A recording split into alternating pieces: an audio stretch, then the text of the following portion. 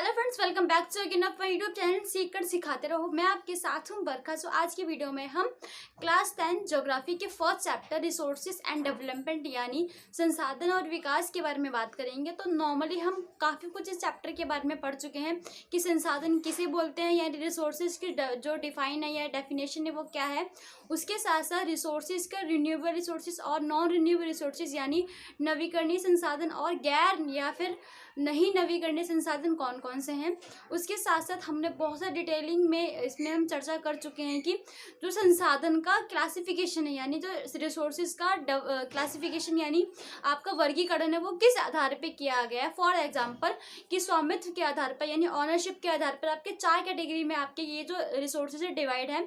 जैसे कि आपका फर्स्ट में आ जाता है व्यक्तिगत संसाधन यानी इंडिविजुअली रिसोर्सेज आते हैं। सेकंड में आपका कम्युनिटी संसाधन यानी कम्युनिटी रिसोर्सेज यानी आपका जो भी सामुदायिक संसाधन आ जाते हैं। थर्ड में क्या आ जाता है आपका राष्ट्रीय संसाधन यानी नेशनल रिसोर्सेज। और फोर्थ में इंटरनेशनल यानी आपका अंतर्राष्ट्रीय संसाधन कौन से हैं। ठीक है, उसके साथ साथ हमने आगे डिटेलिंग करी कि संभावी रिसोर्सेज यानी संभावी संसाधन कौन से होते हैं, विकसित संसाधन यानी डेवलपमेंट रिसोर्सेज कौन कौन से होते हैं। उसके साथ साथ स्टॉक और भंडार रिजर्व की हमने बहुत सारी बात की है। ठीक है, तो उसके आगे हम बढ़ेंगे। यहाँ पे हमारा नेक्स्ट टॉपिक है वो है, उसके बाद उसके साथ साथ हमने रियो डी जेनेरो और एजेंडा 21 और उसके साथ साथ हमने सतत पोषण विकास यानी सस्टेनेबल डेवलपमेंट के बारे में भी काफ़ी बात की है। तो नेक्स्ट हमारा आता है टॉपिक जो है संसाधन नियोजन यानी रिसोर्स प्लानिंग। ठीक है, नॉर्मली जो रिसोर्स प्लानिंग है, जो संसाधन नियोजन है वो क्या है क्या नहीं होता। तो बात करते हैं पे मेनली 3 पॉइंट है। फर्स्ट पॉइंट क्या है हमारा कि देखिए कहीं जगह यानी इंडिया के कॉन्सेप्ट से बात करेंगे कि इंडिया के अंदर बहुत सारे ऐसी जगह हैं, बहुत सारी ऐसी स्थल हैं जहाँ पे संसाधन बहुत ज़्यादा हैं। ठीक है, कुछ ऐसी जगह है जहाँ पे संसाधन बिल्कुल नहीं है, यानी किसी जगह संसाधनों की भरपूरता देखी जाती है और किसी जगह संसाधनों की कमी देखी जाती है। फॉर एग्जांपल हम देख सकते हैं कि जो आपका एमपी है, एमपी और आपका जो झारखंड है वहाँ पे खनिज जो आपके जो सारे मेटल्स हो गए, आपके लोहा हो गया, आपका इस्पात हो गया, ठीक है, आयरन हो गया, वो सारा हमको दिखाई देता है। लेकिन और उसके साथ साथ अरुणाचल प्रदेश के अंदर जल की मात्रा बहुत ज़्यादा है। ठीक है, लेकिन अरुणाचल प्रदेश के अंदर आप देख सकते हो खनिज बहुत कम लेवल पर है। फॉर एग्जांपल हमारा एक और पॉइंट है यहाँ पर कि राजस्थान और गुजरात में सौर ऊर्जा बहुत ज़्यादा है। ठीक है, हम देख सकते हैं कि जो राजस्थान व गुजरात में सौर संसाधन बहुत ज़्यादा है, लेकिन यहीं पर आपका जो भी देख सकते हैं कि देखिए सोलर सिस्टम बहुत ज़्यादा है, लेकिन आपका जो भी क्या है जल यानी जो पानी है, जो आपका वाटर है, वो वाला रिसोर्सेज पानी का रिसोर्सेज बहुत वहाँ पे कम है। ठीक है, फॉर एग्जांपल लद्दाख के अंदर सांस्कृतिक रूप से अच्छा यानी जो भी ट्रेडिशनल चीज़ है वो आपका दिखाई देता है हमको कल्चरल फॉर्म में वो हमको लद्दाख में दिखाई देता है, लेकिन लद्दाख के अंदर बाकी रिसोर्सेज बहुत कम है। ठीक है, तो यहाँ पे आप देख सकते हो इंग्लिश और हिंदी में दोनों कमांड लेके चल रही हूँ मैं। ठीक है, यहाँ पे आप इंग्लिश में भी देख सकते हो कि रिसोर्सेज प्लानिंग कौन कौन सी है। ठीक है, यहाँ पे वाइडली जो भी ये रिसोर्स आ जाएगा ये, उसके साथ साथ क्या है ये चीज़ वही जो मैंने हिंदी में बताया वही चीज़ उसका इंग्लिश में यहाँ पे ट्रांसलेट कर रखा है। ठीक है, उसके बाद हम बात करें झारखंड के बारे में, झारखंड के बारे में बात हो चुकी है। ठीक है, देन यहाँ पे हमारा नेक्स्ट टॉपिक क्या आता है कि भारत में संसाधन नियोजन। अभी हमने संसाधन नियोजन को जाना, थोड़ा हमने एक पॉइंट ऑफ व्यू लिया कि देखो कहीं पर रिसोर्सेज ज़्यादा हैं और कहीं पर रिसोर्सेज कम है। ठीक है, अब बात करते हैं कि ये जो रिसोर्सेज ऐसे हो रखे हैं तो वहाँ पे इंडिया के कॉन्सेप्ट से कौन कौन सा संसाधन नियोजन क्या होता है, क्या करता है, यानी how is resource planning done in India. ठीक है, यानी हम इंडिया के कॉन्सेप्ट में कैसे संसाधन का नियोजन करते हैं। तो इसमें भी 3 ही पॉइंट है। फर्स्ट पॉइंट का है कि देखिए सभी राज्यों में संसाधन की पहचान करके उसका सारणी यानी उसका लिस्ट बनाना, उसके साथ साथ सर्वे करना और उसका मानचित्र बनाना। ठीक है, कि हमने पहले क्या करा कि हमने ये देख लिया कि संसाधन कहाँ कहाँ कितने हैं और कहाँ कहाँ उसकी कमी आ रही है। ठीक है, तो हमने एक लिस्ट बना ली, उसका सर्वे करा, उसके साथ साथ हमने मैपिंग यानी मानचित्र भी उसका बना लिया।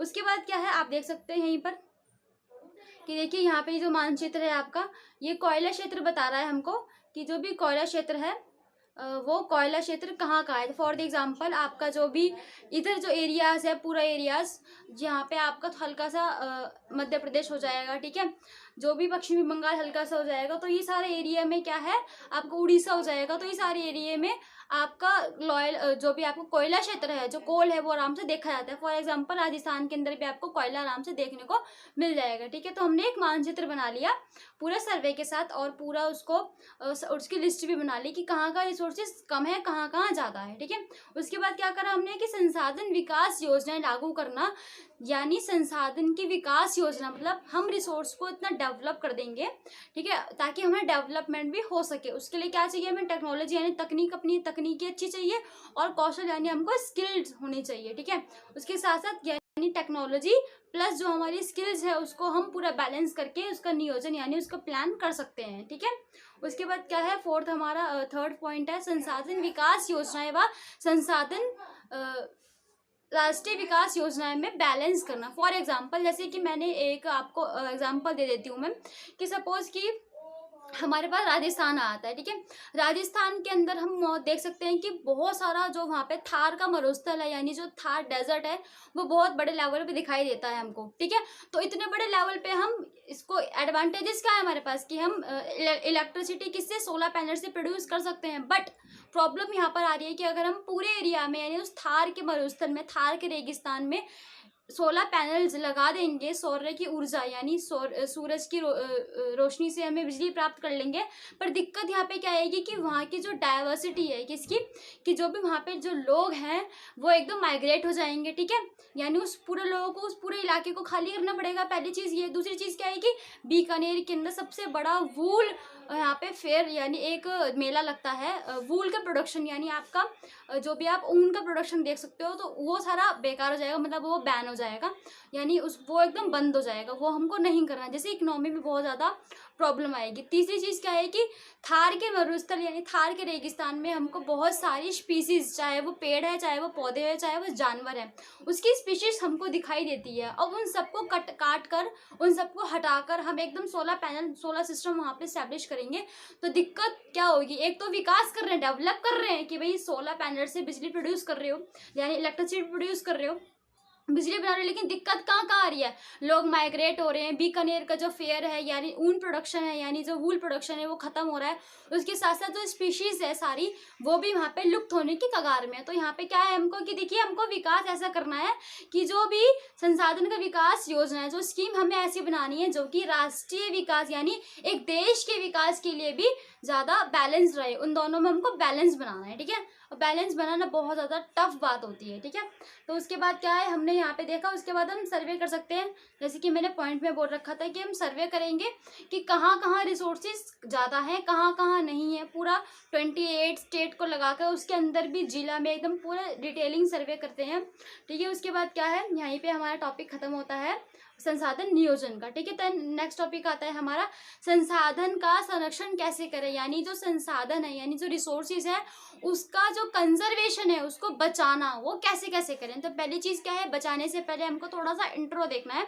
इंट्रो क्या है कि देखो संसाधन हमारे लिए बहुत ज़्यादा आवश्यक और बहुत ज़्यादा इंपॉर्टेंस माने जाते हैं। ठीक है, इंपॉर्टेंट माने जाते हैं, और इसका अंधाधुंध यानी बहुत ज़रूरत से ज़्यादा उपयोग करना बहुत ज़्यादा बेकार बात है। ठीक है, अब इस ज़रूरत से ज़्यादा हम उपयोग कर रहे हैं यानी जो मनुष्य है वो इतना ज़्यादा उपयोग कर रहा है, जैसे पॉपुलेशन बढ़ रही है, इससे क्या हो रहा है कि पर्यावरणीय समस्याएं बहुत ज़्यादा पैदा हो रही हैं। फॉर एग्जांपल ओजोन परत को नुकसान पहुंचना, प्रदूषण का होना, इसमें सारे तरह के प्रदूषण आ जाएंगे आपको, जल प्रदूषण, वायु प्रदूषण, ध्वनि प्रदूषण, उसके साथ साथ मृदा प्रदूषण।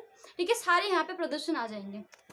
ठीक है, उसके बाद यहाँ पे लास्ट टॉपिक है, हमारा लास्ट पॉइंट है गांधी के विचार। हम इसका इंग्लिश में भी जैसे देख सकते हैं आप पहले इस इमेज के कि प्रदूषण होगा कितने सारा डेवलप करना अच्छी बात है, लेकिन सस्टेनेबल डेवलपमेंट इंपॉर्टेंट है ना, आपको डेवलप करना है अपनी कंट्री को, लेकिन आने वाली जो पीछे जो पीढ़ियाँ आने वाली हैं उनके लिए भी तो हमको सोचना है, जो आगे जो पीढ़ियाँ आने, जो न्यू जनरेशन आने वाली है। ठीक है, उसके साथ साथ जो प्रदूषण की मैंने बात करी, वायु प्रदूषण, जल प्रदूषण, भूमि प्रदूषण, प्रकाश प्रदूषण और यहाँ पे ध्वनि प्रदूषण आपका इंपॉर्टेंट है। उसके बाद हमने बात करी थी ओजोन परत की। ठीक है, तो मेनली जिन बच्चों को या जिन स्टूडेंट को ओजोन परत का मतलब नहीं पता, मैं आपको बता दूं कि देखिए ओजोन परत इन द सेंस जो अर्थ है हमारा उसके एकदम पूरे चारों तरफ पूरे जो एकदम गोल जो अर्थ है हमारा उसके पूरा एक कवर कर रखा है एक परत यानी एक लेयर ने। ठीक है, वो है O3 यानी आपका ओजोन परत। ठीक है, जिसको O3 बोलते हैं। तो ये काम क्या करती है, जैसे हम सभी मानते हैं कि देखो सूरज की रोशनी बहुत अच्छी होती है, लेकिन सूरज की रोशनी का भी एक टाइम होता है कि देखिए अगर सुबह अगर आप उगते हुए सूरज को देख रहे हो, यानी जो आपका जो सूरज जो सनराइज हुआ है उसको आप देख रहे हो, तो हाँ आप वो उसका बेनिफिट आपको मिलेगा। लेकिन वही रोशनी जब 11 बजे से 3:30 या 3 बजे तक चलती है आपकी, वो जो कड़ी धूप जिसे बोलते हो, जहाँ पे लू वगैरह या फिर एकदम कड़ी धूप होती है जो आपको बहुत परेशान करती है, वो आपकी जो रोशनी है वो बहुत ज़्यादा नेगेटिव इफेक्ट डालती है। हम पता है कि हमको यूवी रेंज, ठीक है, यूवी रेंज यानी जो सूरज की रोशनी से पराबैंगनी किरणें निकलती है वो सीधा आपकी स्किन पे हार्म करती है, जिससे स्किन कैंसर भी होता है। ठीक है, तो जो भी आपका ओजोन लेयर है वो क्या करती है, इन यूवी रेंज को हटाती है। जैसे यहाँ पे आपको पिक्चर में दिखाई दे रहा होगा कि जो यूवी रेंज निकल रही है उन सबको प्रोटेक्ट कर रही है ये। ठीक है, तो यहाँ पे क्या है कि देखिए ओजोन परत में आपको यहाँ पे होल दिखाई देता है, और ये होल सिर्फ इंडिया के लिए, अमेरिका के लिए या ऑस्ट्रेलिया के लिए प्रॉब्लम नहीं है, पूरे वर्ल्ड के लिए, बिकॉज हमारा जो अर्थ है वो मूव करता रहता है, गतिमान है, वो हमेशा मूवेबल है, हम हमेशा घूमता रहता है, जिससे दिन रात बनते हैं, आपको पता होगा। ठीक है, तो ये सारी दिक्कत क्या आ रही है, देखो ओजोन लेयर में अगर छेद हो रहा है तो यानी जो यूवी रेंज है जो हमारे एकदम स्किन पे पूरा इफेक्ट डाल रही है।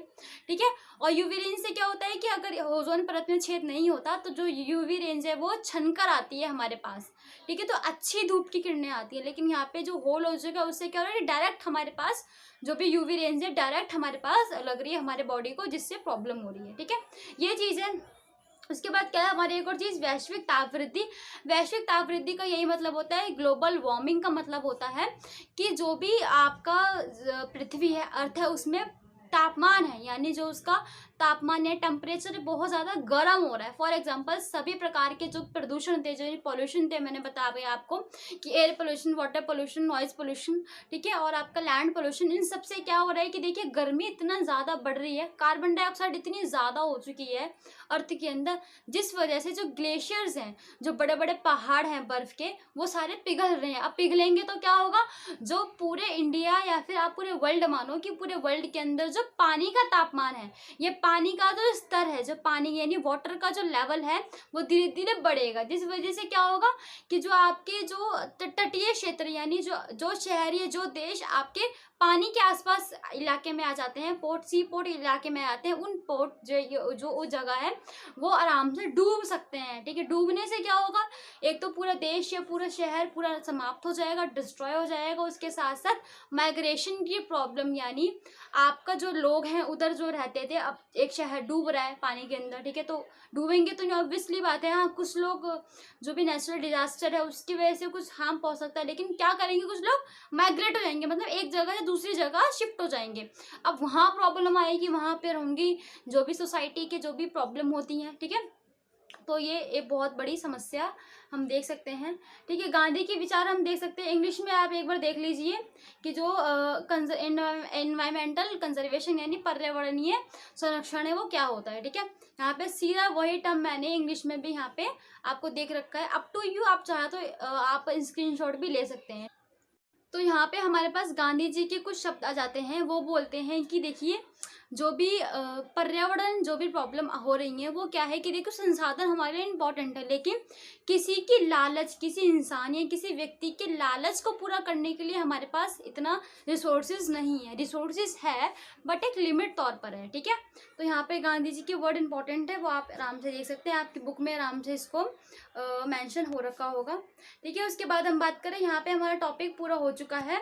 हमने इस वीडियो में जाना है कि देखिए संसाधन नियोजन यानी रिसोर्सेज प्लानिंग क्या है, उसके साथ साथ प्रॉब्लम कौन कौन सी आती है और उसका बचाव कैसे करें हम। ठीक है, यानी उसका जो कंजर्वेशन है, जो उसका संरक्षण है वो हम कैसे करें। नेक्स्ट वीडियो में हम बाकी के चैप्टर को कवर करेंगे कि आपका चैप्टर में 2 चीज़ें बच रही हैं कि देखिए भू संसाधन यानी लैंड रिसोर्सेज के बारे में हम डिटेल बताएंगे, उसके साथ साथ आपका जो मृदा संसाधन है यानी जो आपकी सॉइल रिसोर्सेज है उसको क्लासिफिकेशन वगैरह पूरा डिटेल करेंगे। ठीक है, तो होप्स आपको वीडियो पसंद आई होगी, अगर हाँ तो वीडियो को लाइक करें, शेयर करें, चैनल को सब्सक्राइब एंड सपोर्ट करें। थैंक यू फॉर वॉचिंग, मिलते हैं नेक्स्ट वीडियो में।